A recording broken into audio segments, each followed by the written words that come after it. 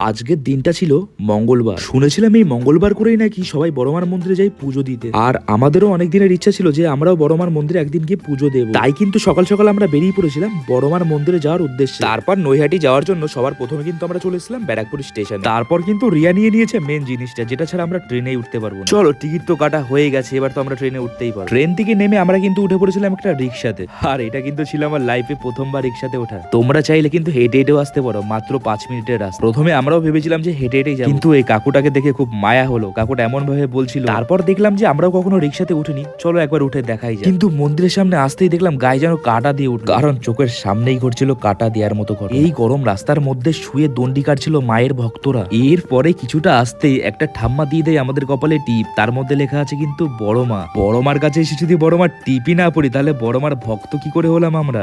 পুরো মুখটাই চেঞ্জ হয়ে গেল না। তারপর কিন্তু এই দিদির দোকান থেকে নিয়ে নিয়েছিলাম মায়ের জন্য 101 টাকা দিয়ে একটা ডালা। ডালা তো নিয়ে নিয়েছিলাম, কিন্তু লাইন দাঁড়াবো কোথায়?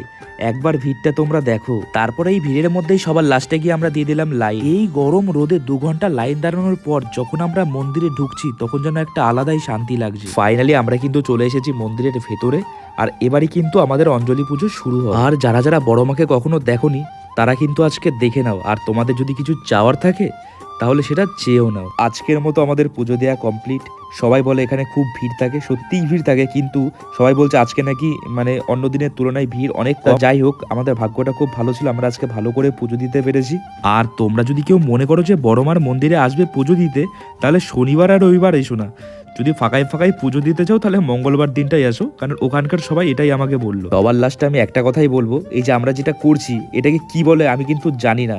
তোমরা যদি কেউ জেনে থাকো তাহলে অবশ্যই কমেন্ট করে জানিও যে এটাকে কি বলে। আমাদের হাতে একটা চুনি ছিল, চুনিটাকে বাঁধলাম, আর এই জায়গাটাকে কি বলে সত্যিই জানি না। তোমরা যদি কেউ জেনে থাকো তাহলে কমেন্ট করে জানিও।